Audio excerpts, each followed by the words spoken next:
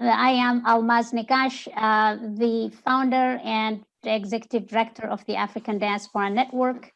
On behalf of all of us, welcome to the first 2021 Impact and Innovation Forum. And I am very, very happy that we're starting the forums, first one being investment opportunities in Barbados. The African Diaspora Network is a 10-year-old grassroots organization that started with the idea and the vision of how can we bring our community together, the Black, the brown, the white, everybody from around the world who cares about making an impact, not only in Africa, in the continent where I come from, but in the communities in which we live. We proved this to be true because we have been in existence for 10 years, and for the last 6 years, of which 2 of them David has been a part of, we have been able to bring people under one umbrella, under the name, under the program called the African Diaspora Investment Symposium. We have an in-person convening here in Silicon Valley. We are based in Santa Clara, but our event happens every year at the Computer History Museum in Mountain View. We then created another program called the Builders of Africa's Future, where we bring 10 to 11, and eventually we'll increase that to about 15 entrepreneurs, grassroots African entrepreneurs from the continent to Silicon Valley to pitch their ideas and vision for the work that they do to potential investors. We've done that for the last 4 years, and it will grow as we go on, and very, very excited about that. The third one is this one, the Impact and Innovation Forum. It enables us to host forums that we believe are impactful on investment, innovation, entrepreneurship, but also on the areas that ADN is focused on our strategic area, which is education, healthcare, finance, and connectivity. And so it fits exactly with what we're trying to do. The last one and the latest one, and probably will be the last one for a while because we just have too many different programs and we're very excited about their success, but this one is new, and it is, we're calling it Accelerating Black Leadership and Entrepreneurship in the United States. We will begin with providing training to Black historical and contemporary, or myself as an immigrant Black, and the African American and other diasporans from around the world, but mostly in the United States, to be able to participate in training. It will be paid, fully paid. We're very happy that we have a funder, Build.com, one of the corporations in Silicon Valley is the lead funder, and the seed funder is Silicon Valley Community Foundation. And our academic advisor and partner is Santa Clara University Business School. So these are the programs that we do. We serve, we have reached about 7,500 throughout the world, but also on our online platform, about 1,500 people who are interested in sharing their information and wanting to make a difference. Making these events takes a lot of effort, a lot of time, a lot of collaboration, a lot of back and forth. And I want to thank Megan, our program and digital media manager, for her diligent work to make this possible. It was just not Megan, it included the entire Invest Barbados team, but especially David. I'm going to say a little bit about David. David and I met in 2020.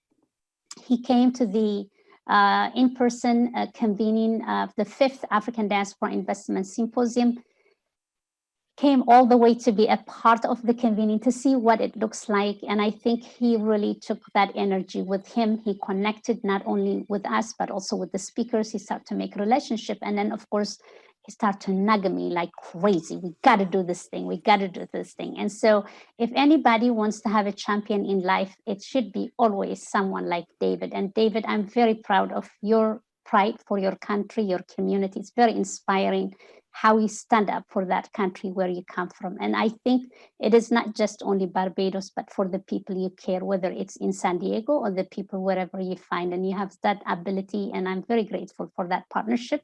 And I also want to thank the entire team, Invest Barbados, the leadership, and the speakers. So I really am very excited. This is our first one. We're going to do it really well so that we can continue to do it. I'm going to say this and then I'll pass it to David. Yes, we are convening, but I am encouraging those of you who are capable, able, and interested. Let's not just stop by coming to convening. Let's try to figure out a way. If this is of interest to you, then how can we enable you to go and invest in Barbados? That is really what the crux of the discussion today is.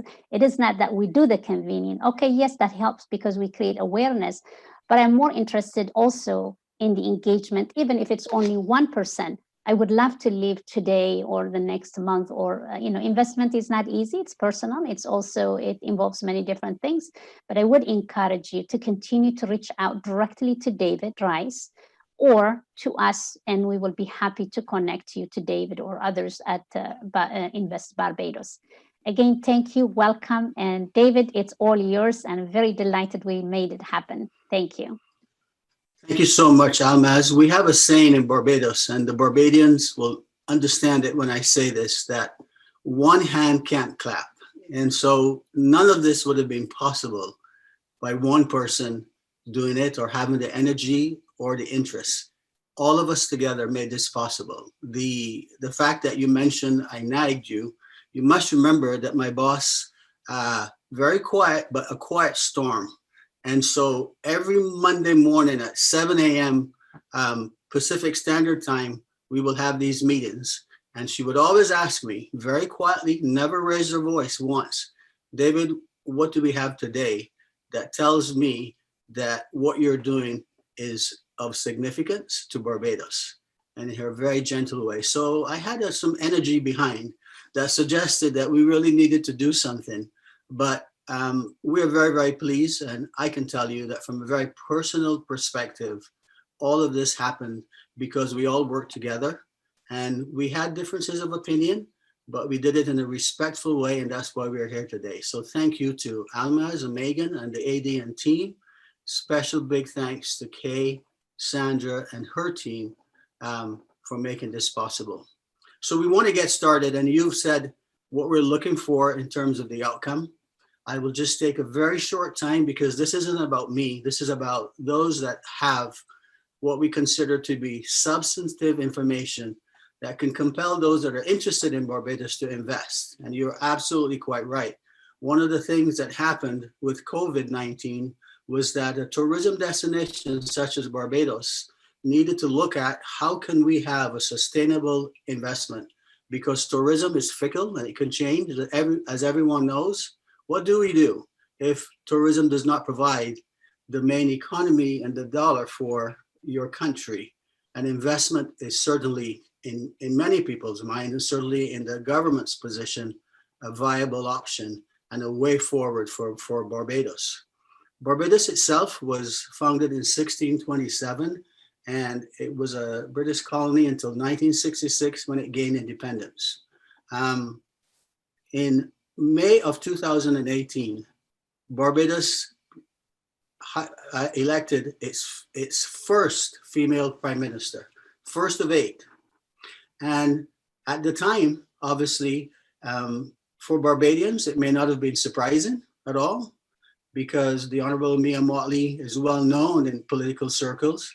But what I think was very important and has been understated is that the Barbados Labour Party, which won all 30 seats in Parliament, complete sweep. In Barbados, there wasn't a single fire set. There wasn't a single riot. There wasn't a single bottle thrown. And this is for another conversation. But I think we need to stop saying that places like Barbados are third world countries, because we're definitely first world when it comes to showing the example of how you can transition politically when the electorate has spoken. And that's what we've been able to do. And I think that what it sends as a signal, a strong signal to those that are interested, is that there's a tremendous amount of tradition in our country, but there's a strong record for the quality of life, for freedom and justice, and the rule of law. It's very important in Barbados. And therefore, for those that are even thinking about investing, take a look at our history, take a look at the fact that it is a very stable government. And when changes are made, they are made without any upheaval at all. So that's very important.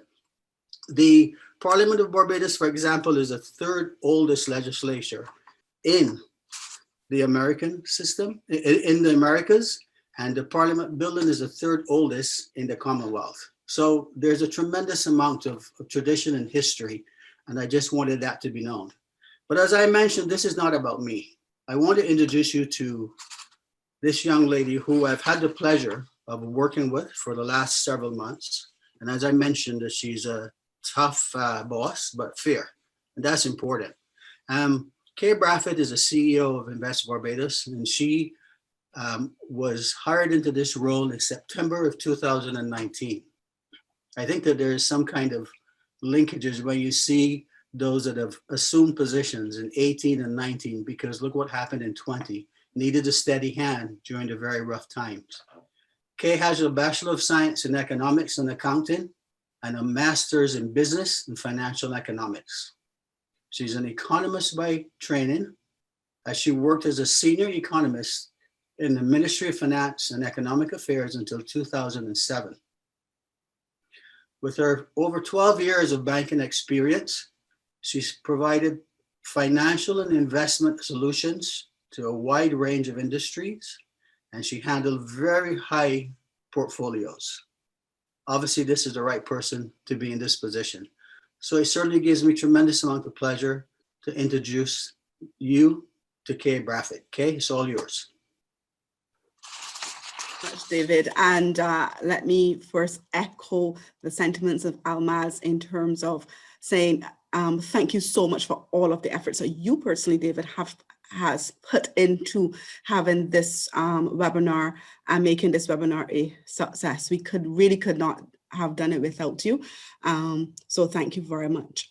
So distinguished hosts, the executive directors and members of the African Diaspora Network, or Minister of International Business and Industry, the Honorable Ronald Toppin, or speakers, panelists today from different sides of the ocean, the media and all attendees, welcome. And I thank you for choosing to spend the next 90 minutes with us to explore the investment opportunities to be found in Barbados. We are connected beyond technology. Today, we are united in spirit and shared histories, brought together by the network to nurture our collective growth and development. Indeed, the Barbados contingent is honored to be in your company, actually, and we are grateful that the network has provided this platform for us to get to know each other better. The network consists of persons committed to being builders of Africa's future and America's future, and Barbados too stands to benefit and contribute to those noble ambitions. Additionally, we admire and uphold the network's vision to activate capital from the African diaspora and Friends of Africa for the development of Africa and the communities around the world, including our small island. And we share the quest to promote philanthropy, investment, and innovation. Our Prime Minister, the Honorable Mia Amour-Motley, joined a joint diplomatic mission to Kenya in 2019, at which I had the privilege of being present, stated then, and I challenge us now with her words, and I quote, "Our region and Africa have been separated, not just by the Atlantic Oceans, but by centuries of division and exploitation. And we as a region are adamant that we will not allow this separation to continue any further. We believe that it's incumbent on our generation to move to the next level and that we have no one else to blame now but ourselves if we do not remove the separation that was foisted upon us for centuries," unquote. She further stated that ours is a relationship anchored deeply and now poised to unleash direct communication, cooperation, trade, and investment opportunities such that our nations can prosper. I share this to underscore that our government's vision is being enacted on the very agenda here before us today, and the discussions and networking that will transpire with you, the members of the diaspora, after this session is over. It is incumbent upon me, therefore, to note that ours remains a warm and welcoming investment climate, both for business and pleasure. You may be aware that Barbados already enjoys diplomatic relations with several African countries. In most recent development, Barbados has appointed a High Commissioner to the Republic of Kenya and a Commercial and Culture Attaché in Ghana. As we nurture new relationships, we will be strengthening our existing relationships globally, and since we appreciate that they are critical to our collective economic recovery. So what do we bring to this virtual table? Historically dubbed as the gem of the Caribbean Sea, Barbados is now a vibrant business center. While our almost perfect weather, pristine beaches, and excellent quality of life add to our appeal, we are actually one of the highest ranked developed countries on the UN's Human Development Index. We also serve as a prime location to establish business ventures and obtain positive returns. As a mature jurisdiction with a well-educated workforce, a commitment to international best practices, we have built a strong foundation of treaties anchored by effective laws and transparent policies and procedures, including a robust structure to enhance your global competitive advantage. The Barbados landscape is therefore vibrant and brimming with opportunities that span the traditional sectors to the emerging. Today, we present you with a sampling of opportunities, experiences, and testimonials to give you but a taste of Barbados through our specially selected speakers. But we also invite you to stay connected and deep dive should you wish to learn even more. Visit when you can. Our borders are open, and we were the first in the world to offer a 12-month welcome stamp visa to those who seek the more scenic locations to ride out the pandemic. In the meantime, know that our team at Invest Barbados, as well as the wider team Barbados, are willing and available guides. We'll do our best to ensure that Barbados works for you. Best wishes as you take in the insights prepared and explore the opportunities. It is now my honor to invite our Minister of International Business and Industry, the Honorable Ronald Topping, to extend to you an official invitation to consider Barbados. Minister Topping. Thank you. Good morning, all distinguished ladies and gentlemen. It gives me great pleasure to address you at today's forum, which has been organized by the African Diaspora Network in collaboration with Investor Barbados. On behalf of the Government of Barbados and the Ministry of International Business and Industry that I have the honor to lead, I extend a very warm welcome to fellow presenters and all participants joining us today. I commend the African Diaspora Network for its progressive initiatives in building networks of Africans in the diaspora and among friends of Africa, aimed at promoting business and economic development in Africa and globally. Certainly, Barbados is happy to collaborate with your organization as we seek to strengthen our relationships with countries on the African continent, as well as with investors across the globe. I cannot stress enough the importance of widening our collective global networks while creating and sustaining linkages with counterparts who have shared interests and, as in our case, those who are similarly keen to engage and establish investment and other connections that redound to mutually productive outcomes. Let me also state that the Barbados government is committed to building on its Commonwealth and ACP links with African countries to forge stronger bilateral and multilateral ties. My commitment to you over the next 10 minutes is to share and discuss how Barbados can enhance the global competitive advantages of entities you work for, those you own, or those that you advise. If you're seeking to expand your global footprint from a safe and thriving domicile, consider Barbados. Our vision is for Barbados to become a top choice for investors, and as such, my personal invitation is for you to join us. We like to keep good company. Let me also confirm that Barbados offers a welcoming investment climate. Barbados welcomes foreign direct investment to our productive sectors, and particularly investment that is sustainable and serves to enhance our economic and social development. To do so successfully, we proactively seek to land investment that is feasible and ecologically sound, investment that will create quality jobs, bring transferable skills and new technologies. Having mentioned our preference for good company, I must tell you that, like countries across the globe, Barbados too has been fighting back COVID-19, as you obviously know. Barbados has had to press the reset button, harness our resolve, and pivot to simultaneously manage and mitigate the challenges posed by the virus. In our efforts to contain the pandemic, we have been proactive, being the first independent Caribbean nation to roll out its national vaccination program. I am pleased to state that within the first 2 weeks of commencing the program in mid-February, Barbados surpassed the milestone of 25,000 people being vaccinated, representing 12.5% of its adult population, and became the most vaccinated country in the region, in the Caribbean at least. To date, just about a month since then, our vaccinated populace exceeds 52,000, which equates to just under 30% of the adult population. In fact, the very latest statistics push us over 60,000.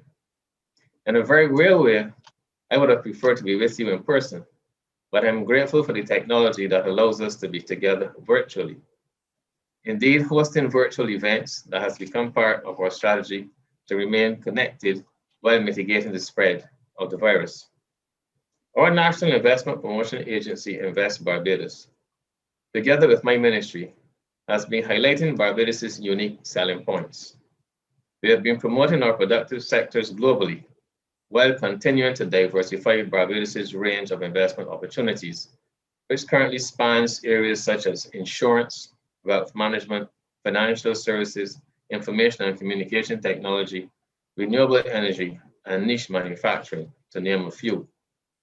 I am pleased to report that the majority of these sectors generally withstood the shocks from the pandemic and registered increased demand, particularly the insurance, information communication technology, and niche manufacturing sectors.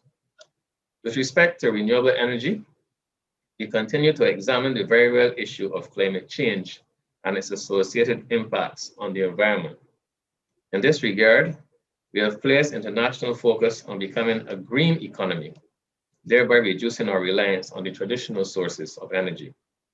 By 2030, Barbados' intention is to be generating 100% of its energy from alternative or renewable sources, and you are invited to get involved. Agriculture is a sector that experienced substantive growth recently. Your experience, wherever your own land, might have been similar. As such, investment opportunities in this sector are ripe for the picking, including areas like high-tech food production, agro-processing, as well as farming geared towards local and regional food security, among other things. In Barbados, we have also broadened our scope to welcome innovative, knowledge-based, and high-value niche sectors such as medical tourism, global education, fintech, and blockchain technology. Even more recently, our island was one of the first countries globally, and certainly the first in the Caribbean, to introduce the Welcome Stamp, a special visa that allows non-nationals who are ordinarily resident and employed in another country to reside in Barbados and to travel to and from Barbados freely for 12 months from the date of first arrival. This initiative has been well subscribed. It is envisaged that this trend of remote working will continue after the pandemic, and it is our intention to leverage any opportunities from this initiative. Now that I have shared some of the investment opportunities available in Barbados, allow me to highlight why Barbados. Why Barbados has been attracting an expanding roster of investors and visitors pre-COVID, and why interest has remained high even during the pandemic. The answer is simple. Barbados has a strong value proposition. Barbados is a strong brand. Central to our value proposition is our expanding treaty network, which currently stands at 40 double taxation agreements in force, with several others at various stages of negotiation. We also have 9 bilateral investment treaties and 5 tax information exchange agreements in force. These treaties have allowed us to expand our promotional footprint from North America to Latin America, the UK, China, and more recently to include some other Asian countries, along with Africa and the Middle East. We have recently stated our intent to also establish missions in Kenya, Nairobi, and the United Arab Emirates. We are more accessible than before, and we are making it faster, easier, and more efficient to do business with us. Having identified it as a priority, our administration has implemented a number of initiatives to digitalize key processes in our business environment. Such initiatives include redesigning our electronic platforms payments, issuance of digital national identification cards, and other digital certificates, to name a few. As we continue to modernize and enhance our competitive advantages, we are concomitantly ensuring that you can conduct your business in Barbados as seamlessly as you would in Los Angeles, New York, Toronto, London, or Nairobi. Another of Barbados' advantages is that our workforce gives the discerning investor the competitive edge. Be reminded that we offer free education at the university level to our people.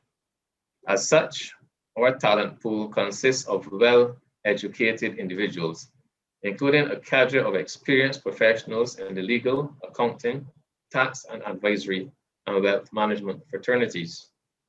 Additionally, reputable international banks and the flagship accounting companies such as BDO, Deloitte, Ernst & Young, KPMG, and PricewaterhouseCoopers are represented on island. In Barbados, you will find proficient service providers who will work with investors to ensure they provide the best guidance on setting up fit-for-purpose business operations. High on most investors' checklists is the reputation of the jurisdiction in which they choose to operate. I, along with panelists who have conducted business in Barbados, can assure you that Barbados has a sound reputation for its commitment to high levels of security and transparency, as well as to efficient regulatory and anti-money laundering systems. In addition, Barbados has in place the economic substance regime as part of its regulatory framework. This, in essence, ensures that Barbados is both attractive to and attracts reputable businesses that will settle down in Barbados, thereby contributing to the socio-economic growth of our country. It also affords the investor the comfort of knowing that its business is situated in a country that not only has an excellent reputation, but also that is OECD compliant relative to its corporate regime. Barbados embraces best practices and engages fairly, fairly and sometimes fiercely with international standard-setting bodies as we seek to defend our well-earned reputation. You may be aware that Barbados was recently removed from the European Union's list of non-cooperative jurisdictions for tax purposes, having been granted a supplementary review by the Global Forum. Over the last few months, my ministry has been, and still is, fully cooperating with the OECD to graduate from their partially compliant rating to largely compliant or compliant. We have thus far made considerable progress in this regard, as our fundamental objective is to continue to be recognized as a reputable business jurisdiction of substance that provides services to the world at globally competitive and accepted standards. I note also that we have been recognized for our transparent public sector practices.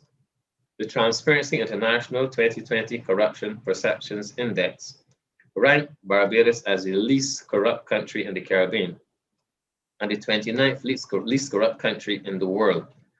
That is special to us and no doubt important to you. Our business-friendly environment also encourages and facilitates foreign investment with a well-defined legal system based on English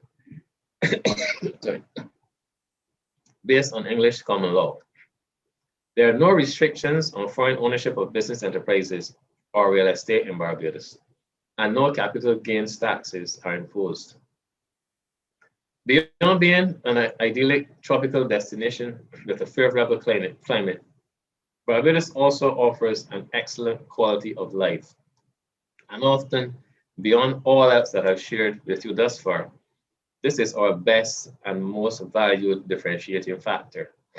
According to the 2020 Global Ranking in the United Nations Human Development Report, we are ranked first in the Caribbean and 8th in the Americas. We are all pleased to call Barbados home. Another feature that investors and visitors often attest to is that Barbados's infrastructure is modern. We have an efficient ICT framework comprising a reliable fiber optic network, Wi-Fi, and high-speed 4G data services. In fact, Barbados ranks 5th in the Western Hemisphere relative to fixed broadband speed. Along with the attributes previously mentioned, our ICT platform enables your capacity to connect and conduct international business seamlessly. Additionally, the jurisdiction boasts an international airport offering direct daily flights to major cities and a modern seaport. As I conclude, panelists and participants, I wish to reiterate my government's desire to strengthen the relationship between Barbados and Africa, between Barbados and the African diaspora, between Barbados and global investors. Barbados is open for business and is en route to a higher level of development. I invite you to join us on a transformative journey towards excellence, growth, and prosperity. Your presence and kind attention tells me that you're keenly considering ways in which you can enhance both your firm's differentiators and global competitive advantages. I encourage you, if you are considering expansion to a safe and thriving domicile, choose Barbados. Our warm and welcoming environment, our warm and welcoming investment climate awaits. Best wishes for a very productive webinar. I thank you. Thank you so much, Minister. Thank you so much, Minister.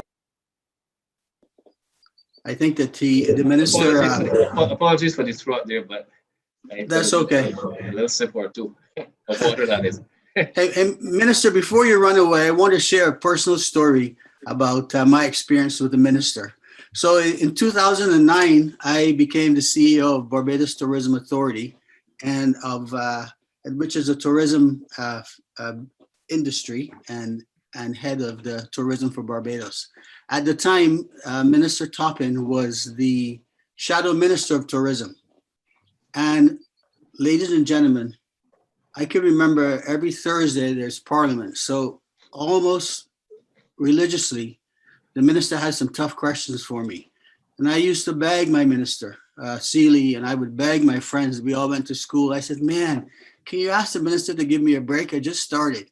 But I wanted to share this to bring a little bit of levity into it. But to be more serious, I think I hope what everybody who is on this call should understand is that you can disagree without being disagreeable. And one of the things that I've found, and certainly living and working in Barbados, is it will happen. Barbadians will give you their opinion, but they will do it in a respectful way. Today, the Honorable Minister is certainly in a position where he can use his knowledge, an immense knowledge, to effect I can change for Barbados in a meaningful way. So I wanted to share that little story to say that it's good to see you again, and I'm glad we're on the same side this time. So thank you. Well, I thank you very much. You taught me a lot. Thank you so much, Minister. Okay. If I slip away shortly, please accept my little slipping away because I do have another meeting very shortly. Thank you, Minister. Thank you. I just want to say a quick housekeeping item is that we have speakers that are going to address different aspects of investment. So some of the questions might be about renewable energy, some of the questions. So please bear with us until those speakers come, and hopefully the speakers that are speaking to those various platforms will address some of the questions you have. I had the experience last week of speaking with or listening to this young man in terms of his experience and the formation of his company in 2017 in Barbados. And I was completely blown away by what he had to say. A young man with tremendous amount of vision, tremendous amount of energy. And Dale Trotman is the CEO of MedRegis, founded in 2017. And he always wanted to be an entrepreneur, and healthcare motivated him to take that step. Today in the Caribbean, he says that 9 out of 10 doctors still use paper-based health records. And he believes, and he's firmly believing in this and committed to changing that. It is time for healthcare records to be digital, not only in Barbados, but also in the Caribbean. So let me turn you over to Dale Trotman, and I know that you will be as enthused by his conversation as I was. Dale? Hi, thanks a lot, David. Thanks for introducing me. Again, my name is Dale Trotman. I'm the CEO of MedRegis. Our electronic health record is a user-centric solution that enables Caribbean doctors, nurses, and front desk staff. Why user-centric? These professionals are tired of paper-based notes and cumbersome digital applications. Also, the established market's mistakes cannot be repeated in the Caribbean, which is an embryonic market. For example, in the US, Stanford Medicine research states that 7 out of 10 primary care physicians agree that electronic health records significantly contribute to physician burnout. I don't want to replicate that problem within the Caribbean. That's why I'm taking this approach, so we can make healthcare as efficient as possible in the Caribbean and be a benchmark for other places around the world. Our EHR is built explicitly for doctor offices and clinics seeking to simplify and modernize their work environment. A clinic or doctor office, as we know, can be a hectic environment. MedRegis adds simplicity. The team focal point is creating a seamless workflow and layout for clinical environments. Our motto is striving for electronic excellence in outpatient care. We aim to deliver on this as we continuously improve our solutions to support our clients' efficiency and delivery to their patients. When you think of health technology is not just electronic health records. There are opportunities in areas such as telehealth, e-prescribing, imaging and lab integration, interoperability, and patient access. These are areas where various health technology companies can collaborate and grow healthcare across the region from this country, Barbados. When I think of Barbados as an investment opportunity, my thoughts are Barbados as the base to dominate Caribbean healthcare. So when we think about Barbados, we are not just asking you to look at customers within Barbados. We want you to set up shop here. We want you to build your businesses here and spread that business throughout the Caribbean from Barbados as the base. And that is what I'm aiming to do with MedRegis. Because that is important that we build the Caribbean. When you look at the US, when you look at Europe, when you look at Asia, all of them are doing great in tech. When you come to Barbados, we don't just want the focus to be on Barbados, we want to build out the Caribbean. And that is going to be important with us moving forward to bring healthcare and to bring technology into the 21st century within the Caribbean. With technology being embryonic across the board in most tech sectors in the Caribbean, anyone should be thinking like this when they invest here. Interconnected healthcare, if you research it, is a problem within the US, but because of the embryonic nature of healthcare in the Caribbean, this is a huge opportunity. I think it's one of the best opportunities in healthcare because of the environment we're in. I think we can really make some noise in health technology if we do it right from the get-go here in the Caribbean. Also, because of the historical, cultural, and wide use of paper in healthcare, I view Africa as the next destination for MedRegis after the Caribbean. I believe Caribbean companies can most significantly impact African markets. And everybody's talking about US, Europe, and Asian markets, but these markets are already, as I said earlier, saturated with technology. What I think we need to do in the Caribbean and Africa is work together to develop our various sectors and bring technology to the forefront in our sectors. I'll give you a little background about myself and how I started. When I started off, I had limited understanding in health technology. I was not a developer. I had no funding. I had no partnerships, but I never let that stop me. I always was a person that knew where I wanted to go. And I knew I can't wait till I reach point A, then to start looking at point B. I had to start point A even before I reached point A, and even start point B even before I started point A. And that was important in my success. I didn't understand health technology to the extent of some people.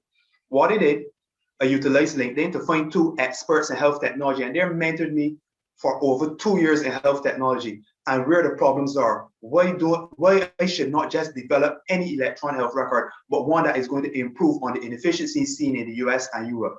All of those are things that I probably would not have thought about if I didn't seek mentorship. Not only that, I was not a developer, but with what I do, I think everything about business is about being strategic. I was not a developer. I contacted a development firm to start the development for me, and they put me on to another development firm. I knew at that point I didn't have any funding as yet. So what I did when I first met the managing director of that company, I explained to him my dreams, my goals, and my ideas for MedRegis and the Caribbean. He was taken aback by what I said, and he decided to help me develop the idea for MedRegis for over a year for free. Not only that, I also was invited to Ireland as a alpha startup for the Web Summit. I used that to my advantage. They provided us 4 tickets to the event. The event is extremely expensive. So I offered the managing director one of the tickets to come to the event to meet with me in person so we could build a relationship. And now we have a very good relationship with that development team. And they even do a lot of work additional to what we want done as a result of that relationship. And that's another thing that's very important when you're looking to build businesses. Building relationships and building trust. It is very important because once you build relationships and build trust, you will find that people will go above and beyond for you. And that not only helps you, that helps them, and it helps the ecosystem from which you are going to develop.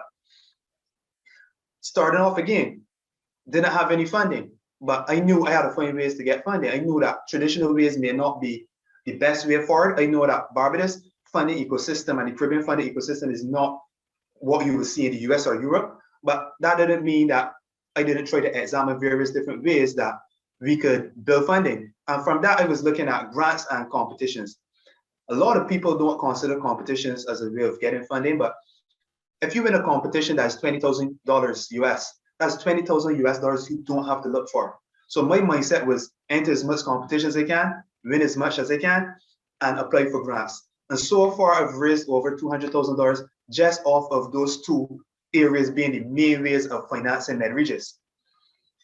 Also, again, looking at partnerships, I knew what I was doing. We had to look at security. I was a huge BlackBerry user, and you know BlackBerry is synonymous with security. As a result of that, I said, I'm going to reach out to BlackBerry. When I reached out to BlackBerry, I was a finalist in an international business competition. And I was using one of their phones called the BlackBerry Passport. It's a rectangular square-shaped phone. Sorry, a square-shaped phone that's good for presentations. I reached out directly to their CEO on LinkedIn. I told him, I'm in the finals of this competition. I'm going to utilize your phone to make my presentation to the judges and also to the audience. I'm going to record it. I'm going to send that to you because I've always been a BlackBerry user, and it was always part of my professional life using BlackBerry. He was impressed with that. He reached back out to me. I didn't ask him for anything. I just told him what I'm going to do. I didn't ask him anything, even though I wanted to see if we could partner. He was impressed. He said, well, when you win the competition, because I told him I would have won the competition. He said, when you win the competition, send me the video, and then from there we'll see what we can do. I ended up winning the competition. I sent him the video. I responded to him and said, well, look, I told you I was going to win, I win, and here's the video. And his response was, how do you think we can help you? How do you think BlackBerry can help MedRegis to grow across the Caribbean and in healthcare? And that's what started our relationship. And now we have a partnership to bring healthcare to the forefront in the Caribbean.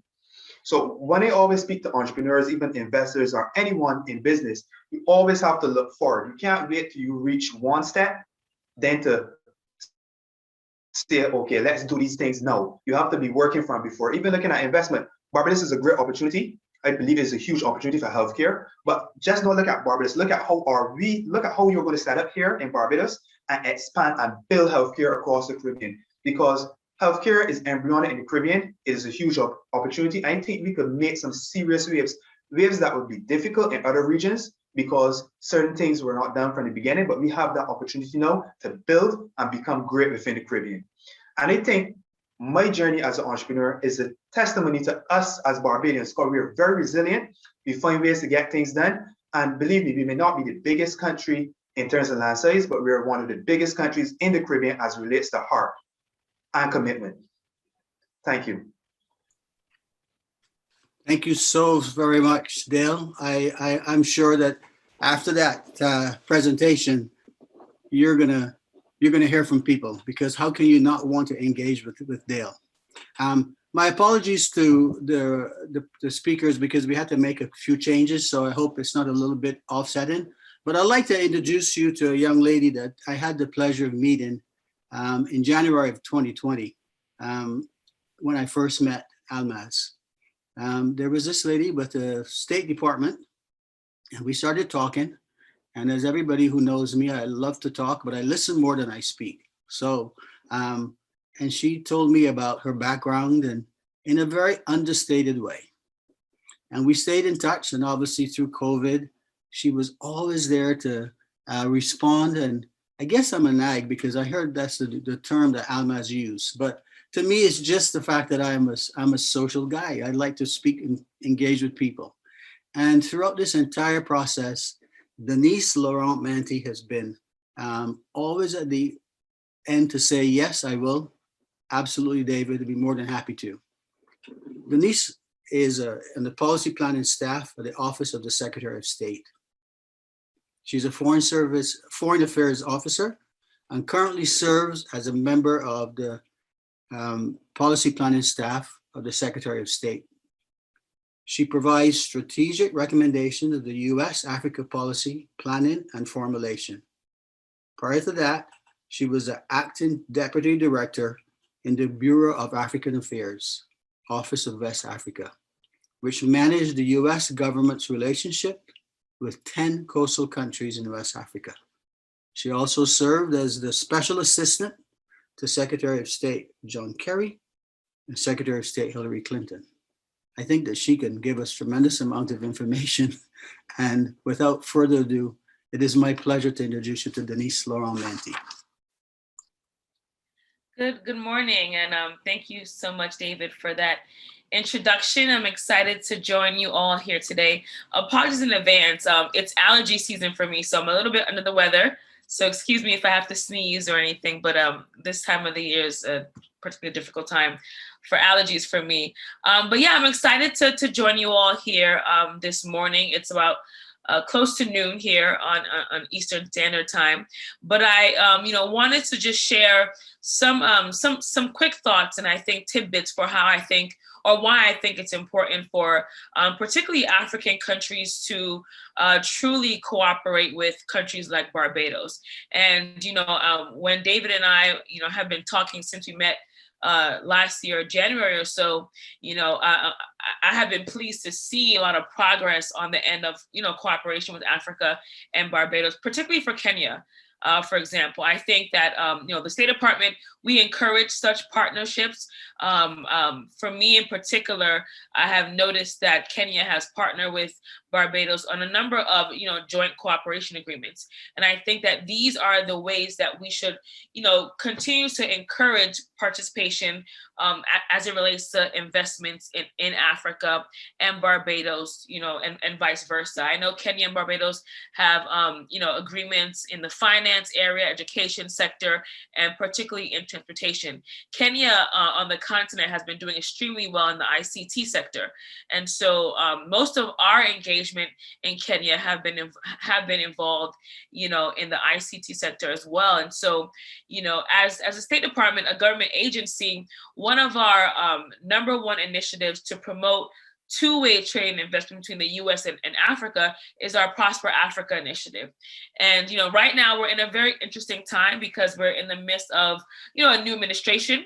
And so Prosper Africa is a Trump administration initiative. And so we're still, working out some of the things that we would like to keep and change as it relates to Prosper Africa. We're still sort of, highlighting what are our policy priorities for the continent as it relates to U.S.-Africa relations with the Biden administration. But I know that things are unfolding really well. And President Biden, in his first couple of weeks, made some phone calls to the African Union and to a couple of African heads of states as well. And so Africa is a priority for us. And I know Prosper Africa, the initiative in itself is to bring all of the government resources that we have under one umbrella to provide, resources in terms of the various market opportunities that we have on the continent. Now, that of course does not include countries like Barbados, but the good thing is that, for example, if you're interested in investing in Africa, our team of folks who are working with Prosper, they will be able to, of course, talk to our embassies in Barbados to make those connections, because we have relationships with, all these countries. And so that's the good thing about initiatives like Prosper. As many of you know, when it comes to government work, it can be really inundating. The bureaucracy can be extremely overwhelming. There's tons of information, tons of points of contacts, different agencies doing different things. And it can be really confusing in terms of who should you go to first. If you're interested in investing in Africa and you're a US company or you're an American citizen or a member of the diaspora. And so Prosper is sort of that one-stop shop that you can go to. And the good thing is that they have contacts with, different commercial agencies in different countries that can sort of steer you in the right direction. As many of you know, with, for example, Ghana's Year of the Return, I think that was a great initiative to get the diaspora, really engage in, investment opportunities on the continent. And we truly want to extend that Year of the Return, momentum to the Caribbean as well. And so to the extent possible, what we can do to foster those relationships to ensure that it's not just, Africa partnering with the US, but Africa also partnering with the Caribbean, and the US playing a facilitator role in that process. And so I mentioned Prosper Africa as one of our major tools when it comes to market opportunities, trade and investment, but we have several. We have commercial officers that are across all of our embassies that are sort of available to assist and answer questions. We have our DFC agency as well here in Washington, D.C. Now with our new administration, we're looking at even more tools and to see how we can be of benefit. So I think more than anything, I would love to hear from you all in the audience, what do you think, we can do to serve, to pretty much better serve the continent and Barbados, as it comes to trade and investment opportunities, as we begin to cement our policy priorities for the continent, because we are in a very interesting transition phase right now with the new administration. So I would love to hear from you all. I think, now that we're in this sort of transition phase, it's good to hear more feedback than to lecture, I think, in my opinion. And hopefully we will be rolling out some new information pretty soon for the public, when it comes to President Biden and what he plans to do for the continent. So thank you so much again. I'm happy to answer any questions. Thank you so much, Denise. Appreciate it. And I would like to next introduce a young man who I didn't know at the time. You can almost tell from me that I'm a storyteller, and I guess I was raised by a grandmother who always taught stories. So I'm excusing myself each time I introduce somebody to give a personal story. So I was working and trying to direct and find and solicit really renewable energy companies that could introduce them to Barbados. And I thought, man, I'm not finding anyone. And I had the good fortune, as I mentioned, and I always say this because it is true, through the networking of Almaz, I was introduced to some folks from the US Commerce Department, and they have a commercial services department. And they said, David, our remit is to bring business into America, not to send it to the Caribbean. But we know of a company that's in San Diego, that's a renewable energy company, 20 minutes from my house. I'm like, you got to be kidding me. So anyhow, he said, I will send the information to them, and if they're interested, they will contact you. Right away, heard from this man, Ned McMahon.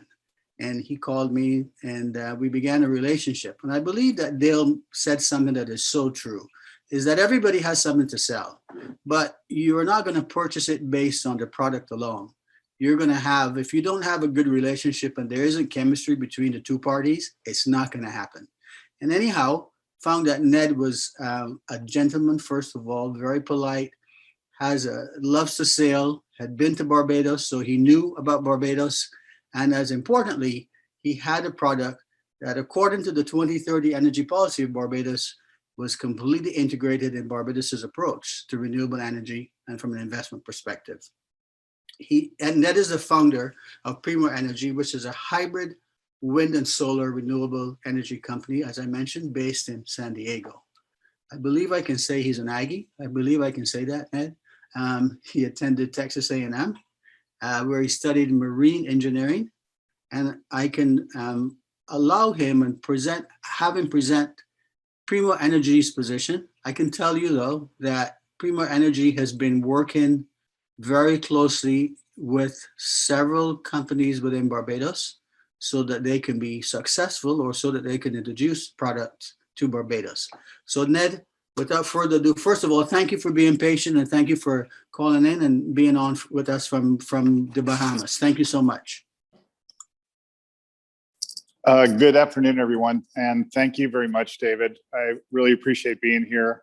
I'm going to make this quick because I have both battery and Wi-Fi issues at the moment. I'm not in San Diego. I'm actually working in the Bahamas on a similar project that we have working in Barbados. We do small scale wind, solar, and battery storage units that seem like a niche in the market, but it's quite a big niche. They're small enough to be versatile and placed in many different areas, from not only residential use, but use in parks and schools and that kind of thing. And they're generally in the 2 to 2.5 kilowatt range. So that suits a lot of individual needs, not only in Barbados, but throughout the Caribbean. I was actually down in Barbuda right after Hurricane Maria, I believe it was, a few years ago, and literally got down there a day or two after the hurricane and was able to bring a wind turbine on the plane with me. And I got down to the island, and as you know, Barbuda is different than Barbados. It's a flat island, and it was completely devastated in that hurricane. Between the winds and the sea surge, I think there was not one building left standing. So anyway, that's what we do. I was able to bring a wind turbine and provide the only power at the time on the island. And it's clear that Barbados and the rest of the Caribbean has a great resource in terms of wind and solar to lead us into a renewable future.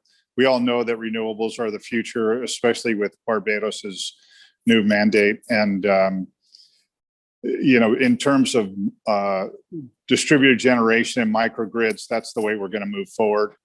I'm actually sitting here right now at a place called St. John's College in Nassau in the Bahamas, working with the student body here. And we have a product called the Seedling, which is directly meant to teach students that are from 3rd to 12th grade right now with a full curriculum and a working model of one of our systems that has wind, solar, and battery storage with lights and USB charging and so on it. So the students can assemble it in the class, learn about renewables, and go on from there. We also recognize that, you know, the kids that are in third grade right now are the ones that are really going to lead us into this renewable future. In 2030, when Barbados is 100% renewable, they're going to be the ones that are leading the charge. So thanks for inviting me in, David. I really appreciate it. I'm sorry I've got to cut short because I'm just about out of battery and Wi-Fi time. So I'll let you go. And please, anyone has any questions or comments, please feel free to reach out. Thank you very much. Thank you, Ned. And I can assure you folks that I won't be able to answer the tough questions, but since it's a recorded event, we will definitely get back to you, especially if Ned loses his connectivity. I want to introduce you to a lady who I mentioned earlier and who's been extremely patient. And my apologies to you, Phoeben, for having to make the changes. but I appreciate the fact that you are still on and still as patient as ever. I mentioned who Phoeben was before, so I just want to have Phoeben tell us a little bit about her background and her experiences both from the US side and the African side. So Phoeben, without any further ado, it's all yours. And thank you again, and my apologies for go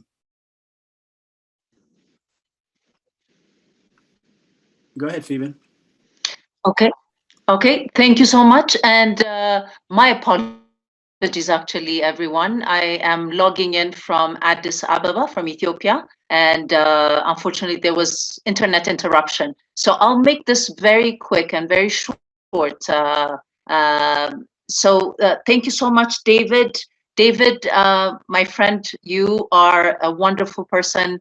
We've worked together with David on the World Beach Games and the effort that San Diego was putting in attracting world-class events, essentially.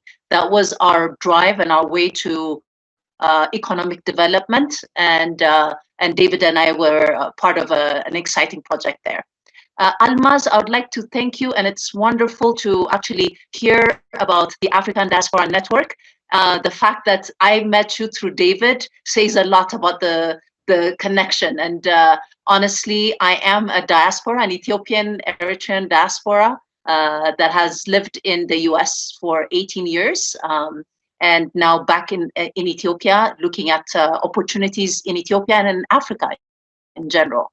I am a Pan-Africanist, and therefore this connection that I have with Barbados and with the Caribbean is wonderful. It is overdue. And the fact that we are connecting now, it's never too late. And I look forward to looking at different opportunities in the Caribbean. And it's really, listening to Kay and the Honorable Ronald Topa and the opportunities in Barbados is great to hear. I have done some research, and I know that there are active, there's a proactive push towards bridging the African economy and the Caribbean economy through various different agreements. So Africa is this wonderful continent that we're part of. 54 distinct economies, countries, continent in the world, both in size and in population, with 2,000 languages. Especially in Ethiopia, we are the second largest population in Africa after Nigeria, over 130 million people in Ethiopia. So unfortunately, with all these incredible opportunities, we are still the poorest continent on earth. We do need to come together and look at various sectors, sector by sector, and really finding ways to unify as Pan-African, African descent, and being able to really harness what our continent has to offer in order to really get out of this poverty path and really focus on growth. When we look at by sector, agriculture, for example, we have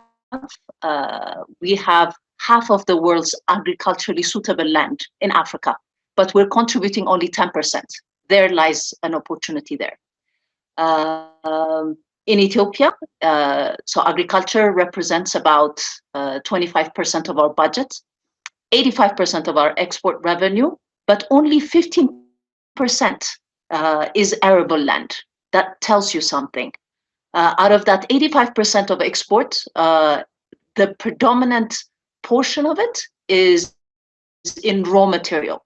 So raw material leaves the country and then is processed and value added in other parts of the world and exported in such a manner.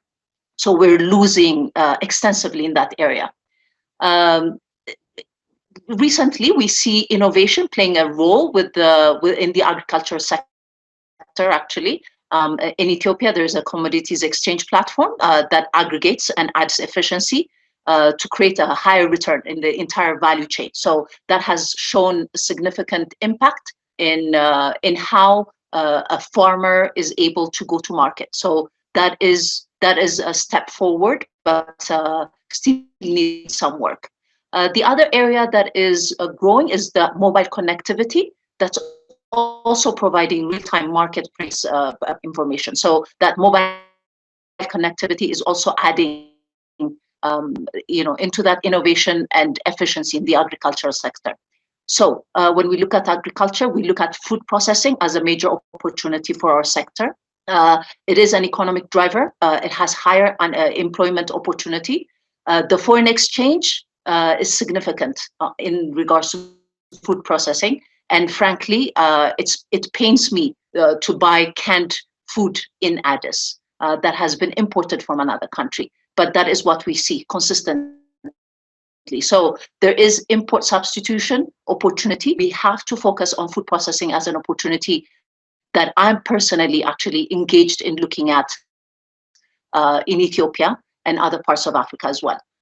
In order for that to happen, in order for the food processing environment to grow, we need sustainable raw material delivery. So irrigation is a key advancement that we need to ensure that happens in the agricultural sector. Only about 5% is actually focused on irrigation right now. So there's significant opportunity there. Power is another sector in Africa that shows opportunity, especially with Ned and his focus on sustainable energy. So literally, we have only 10% of the African population that is grid connected. This is significant. So out of the 32 nations actually currently are in energy crisis, as stated by the World Bank. However, Africa actually has half of the world's renewable energy potential. What does that tell us? It tells us that we can do it in the most sustainable way. We can tap into our energy, and there is a major opportunity there that we need to look at effectively. So on the entire value chain of renewable energy, there is opportunity in Africa. We need to. The other area that is also growing is the oil exploration and development in Africa. The top out of the top 30 countries, 5 of the top 30 countries are in Africa. So we're producing about 9% of the global production. So there is an opportunity, even in Ethiopia. There are untapped oil reserves that there are investments in that area as well. The last and interesting focus in Africa and growth opportunity is the fintech environment. So financial systems around digital focused sectors are growing tremendously. That's one of the reasons is because the mobile connectivity is growing as well. So about 50% of the African population currently is connected to a mobile system versus this fixed line of network that requires infrastructure and has been very weak in various parts of Africa. So with the fintech opportunities growing, we see significant focus that is coming from the Silicon Valley groups actually. So one of the, I would say, key investment that has been done recently is for a company called Chipper Cash actually. So Chipper Cash is based in, these are 2 Africans that started this project, and currently they have been funded by the Jeff Bezos group. We have a couple of other examples in Africa, in Ethiopia as well. Cash is one, Ember, M-Pesa in Kenya. Overall, the opportunities are significant in the fintech sector. So that's one thing that we would like to look at and would put on the African side, currently. One of the most significant developments that has taken place recently is the African Continental Free Trade Agreement in Kenya. That's one thing that we would like to for 2021 this year. And that is similar to what the agreement, community, common market agreement as well, that exists this is one step forward in terms of really unifying the voice of the African countries and the aggregate economy that represents over 3 trillion in GDP. So opening up the borders through duty-free trading on a number of items. They're still working out the structure and so on, but it has been pushed forward and it has begun. So I think that would accelerate the intra-African trade, actually. So significant improvement in that regard. Practically, it's all about coming together as African countries, looking at our different languages and backgrounds. It's fraught with civil wars and unfortunate, chaos that has impacted our development. So we hope and pray that through this type of dialogue that we can elevate and really come together as people of African nations and African descent and really work together in terms of growing our economies. And so I look forward to hearing more about the Barbados economy and the Caribbean. And I thank you so much for inviting me, David. Thank you. Thank you. Thank you so much, Phoeben. And thank you to all the speakers, to Kayan Braffett, to Dale Trotman, to Ned McMahon, to Denise Laurenti. Certainly a lot of information. We've received a lot of information today, which I think has been most helpful to those that are interested. And so now I'll turn it over to Almaz. I mute. Thank you, David. Thank you, everyone, for giving us this incredible honor and opportunity to connect with all of you to speak about a country that we may not always speak about, but very, very important and very capable and able. You've heard what has been said. Here is what we're going to do next. We're going to share the video and a brief minutes about what was discussed, just to present you a bit of the highlights. What I would like to ask each one of you is to make an effort to take a look at your network and your countries and your leadership and see if this is an opportunity for, especially our Phoeben. I am so glad you're here because the African Union, for those of you who don't know, I did share earlier a document. In 2012, I actually attended in Sandton, South Africa. The African Union, for the first time, had heads of states and others from around the African diaspora community, around the world. It really brought together heads of states from the Caribbean, of course, the entire 54 countries. And if you don't know yet, the largest African diaspora is in Brazil. More than 90 million diasporans are in Brazil. So we are not the only one. We, the contemporary diaspora, like myself, who came here and benefiting of the challenges and the sacrifice of many, many, many historical African diaspora, is what my life is benefiting from. And I am living on their back. And our commitment here at ADN is to make sure that the pie is so big that we can actually cut it in so many small or big pieces as we see fit. And this is critical for the continent's development, whether it's the relationship between Barbados and Ethiopia, between Barbados and Kenya, between Barbados and South Africa. It doesn't matter. The intra-diaspora engagement globally is so critical to do so many things, but I can think of 3 things. Number one, for us to get to know each other culturally, socially, personally, because what David said earlier, you can do as much as you want in terms of business development, but if there is no chemistry, there is no relationship, there is no trust, nothing is going to happen. That we need to know. We don't have to be frustrated. Actually, the reason we don't do something, the reason I don't really achieve many things sometimes is simply because I did not take the time to know the person. I didn't take time to understand what their needs are. I didn't take time to make the relationship. So this is critical for us. The second thing is really, we have capable community. We are not just immigrants or diasporans who have been here for years with no means and no capability. We do have resources. We have capabilities that we can share. We can advance. We can make it possible in any country or any place that we share. We wish to put that effort. Mentoring and being a champion for each other is also critical. So I encourage you to do that as well. And then the last thing is, if there is that possibility that you say, I can really invest, I have the money or the capability, go ahead and do it. It is not for ADN to tell you where to go and what to do, but it's really for you to do your research, for you to create that relationship, and for you to make the decision. What we are so grateful about is that community that we have now, a new community.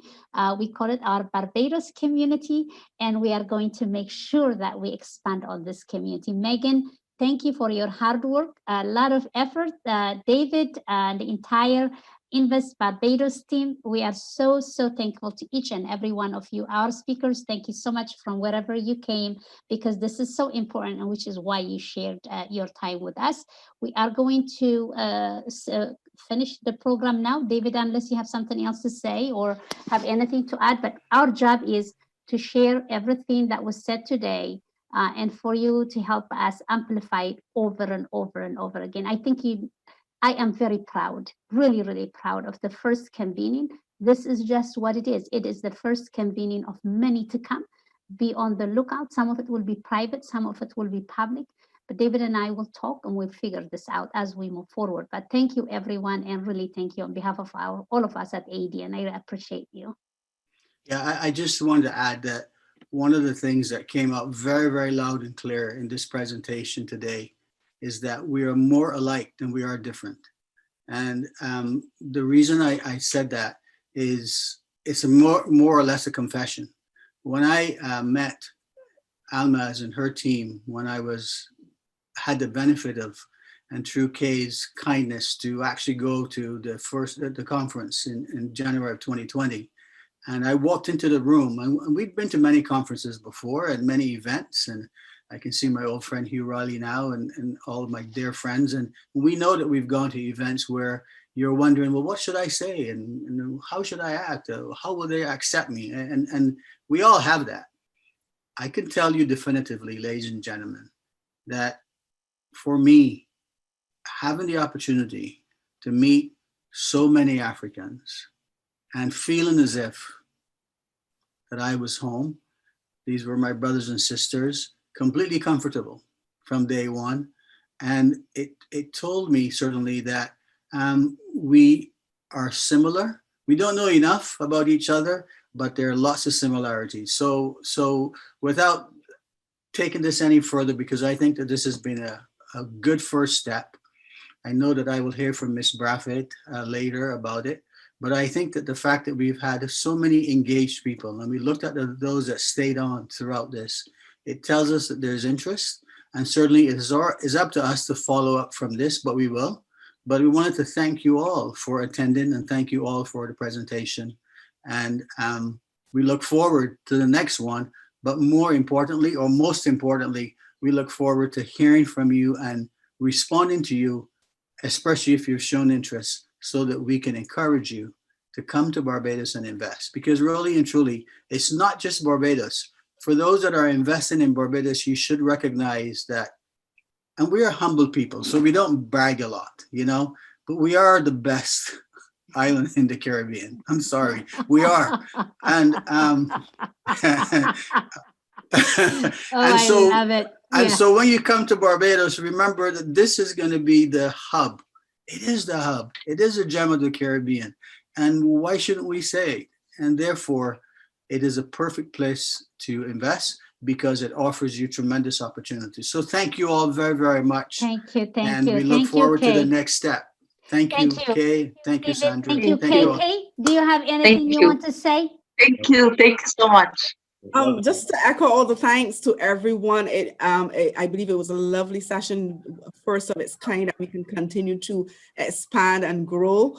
And I'm looking forward to the next session where we have even more speakers with experience from both the African diaspora, the African continent, as well as Barbados. And we see a lot of the persons put their contact information in the chat and talk about areas that they're interested in, but that they may not have been covered here.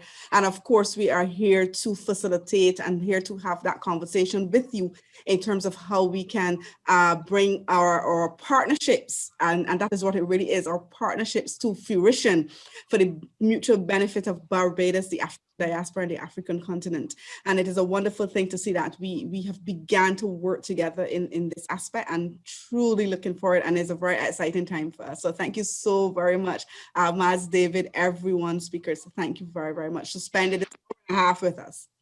Thank you. Have a wonderful day, everybody. We'll keep in touch. Thank you, and we're guys. so grateful. Bye-bye. Thank you, everybody.